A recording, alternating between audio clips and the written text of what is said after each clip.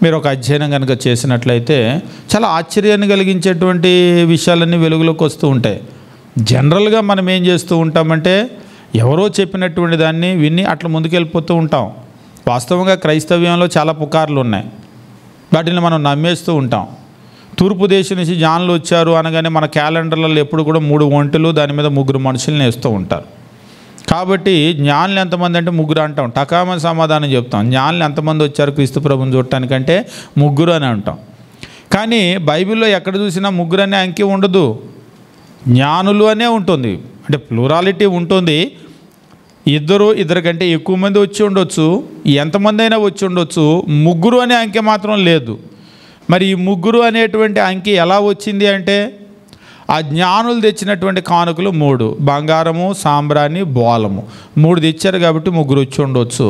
3 వచ్చారంటే 3 ఒంటెలు వచ్చి ఉండొచ్చు, మనిషికి ఒక ఒంటె. అందుకనే క్యాలెండర్లో 3 ఒంటెలు, ఆ 3 ఒంటెల మీద 3ని వేస్తూ ఉంటారు. కానీ 3 అనేటువంటిది మాత్రం లేదు. అంటే మనకు తెలుసు, సగం చెప్తే మిగిలిన సగం మనం ఊహించుకోగలం.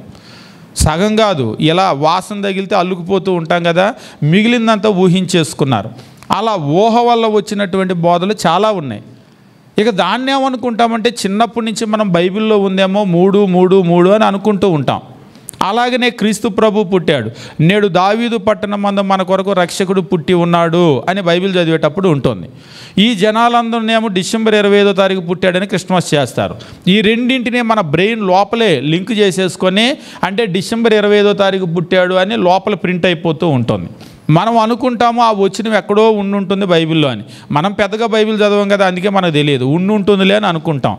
కానీ నిజమేంటంటే బైబిల్ చదివిన రోజున అర్థమవుతుంది ఇంకా డిసెంబర్ 25 వచ్చింది, ఇంకా డిసెంబర్ 25 వస్తుందంటే అసలు డిసెంబర్ 25 అందులో రానే రాదు.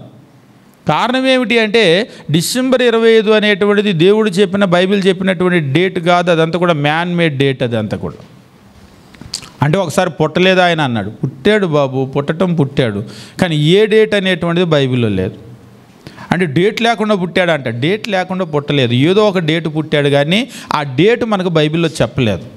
అది కాబట్టి ఎందుకు చెప్పలేదు అన్నాడు. ఎందుకు చెప్పలేదు అంటే మనం ఏదైనా చేయాల్సిన అవసరం ఉంటే దేవుడు చెప్పాడు. ఉదాహరణకు దేవునికి ఏమి నీకులాగా నాకులాగా మతిమరుపు లేదు, అయ్యయ్యో ఇలా చెప్పలేదు కదా డేటు క్రీస్తు ప్రభు పుట్టింది, మరి ఇప్పుడు ఎట్లా అనుకోవటానికి ఆయనకు అన్ని విషయాలు తెలుసు. పాత నిబంధన చూడండి, పస్కా, పెంతుకోస్తు పండుగ, లేదంటే పర్ణశాల పండుగ, లేదంటే వాళ్ళకు ప్రత్యేకమైనటువంటి దినాలు, అమావాస్య దినాలు, ఇవన్నీ స్పెసిఫిక్గా ఎప్పుడు పండుగ స్టార్ట్ అవ్వాలి, ఎన్ని రోజులు చేయాలి, ఎట్లా చేయాలి, డీటెయిల్గా అధ్యాయాలు రాయించినటువంటి దేవుడు దీన్నే మర్చిపోడు.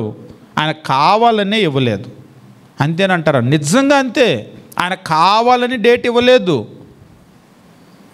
ఇవ్వకపోతేనే ఎట్లా చేస్తున్నారే ఊహించుకొని, అసలు ఇస్తే ఎట్లా ఉంటుంది ఊహించుకో. ఇవ్వకపోతేనే ఏదో ఒకసారి ఒక ఆయన అంటున్నాడు, సార్ మీ ఇంట్లో మా ఇంట్లో మన పిల్లలకి మనం పుట్టినరోజు చేసుకోమా సార్, ఏంటండి క్రీస్తు ప్రభుకు పుట్టినరోజు చేస్తే తప్పు ఏంటండి అని అంటాడు.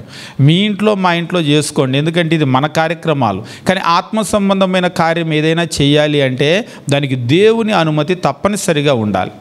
అంతేగాని నీ ఇంట్లో నా ఇంట్లో నేను మన పిల్లలు పుట్టినరోజుకి చాక్లెట్ పంచుతున్నా, యేసుక్రీస్తు పుట్టినరోజుకి చాక్లెట్ పంచుతా, మన పిల్లలకి భోజనాలు పెట్టిస్తా, ఆయన పుట్టినరోజు కూడా భోజనాలు పెట్టిస్తే ఇలాగ ఊహించుకోవద్దు.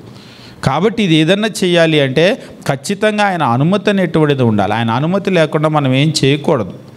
కాబట్టి ఆయన ఎక్కడ మౌనంగా ఉన్నాడో అక్కడ మనం కూడా మౌనంగా ఉండవలసిన అవసరం ఉంది. ఆయన ఎక్కడైతే చెప్పాడో, ఎంతవరకు అయితే చెప్పాడో అంతవరకు మనం ముందుకు వెళ్ళవలసినటువంటి అవసరం ఉంది.